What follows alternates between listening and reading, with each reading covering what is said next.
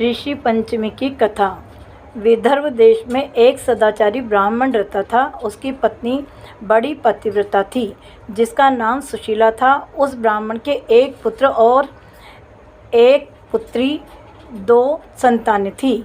विवाह योग्य होने पर उसने समान कुलशील घर में उस कन्या का विवाह कर दिया। देव योग से कुछ दिनों बाद वह विधवा हो गई।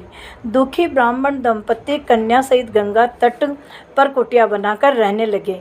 एक दिन ब्राह्मण कन्या सो रही थी कि उसका शरीर कीड़ों से भर गया। कन्या ने सारी बात माँ से कही।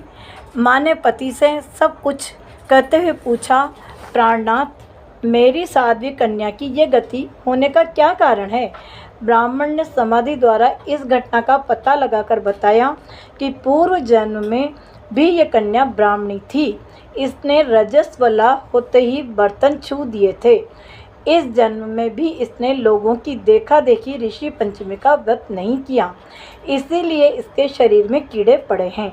धर्म शास्त्रों की मान्यता है कि रजस्वला स्त्री पहले दिन चांडालनी, द्वितीय दिन ब्रह्मघातिनी, तृतीय दिन धोबिन के समान अपवित्र होती है।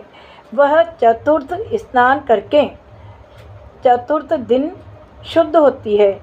यदि यह शुद्ध मन से अब भी ऋषि पंचमी का व्रत करे तो इसके सारे दुख दूर हो जाएंगे और अगले जन्म में अटल सौभाग्य प्राप्त करेगी।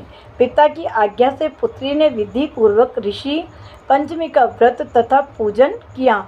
व्रत के प्रभाव से वह सारे दुखों से मुक्त हो गई। अगले जन्म में उसे अटल सौभाग्य सहित अक्षय सुखों का भोग मिला। बोलो ऋषि पंचमी कथा की जय। जय जय श्री राधे।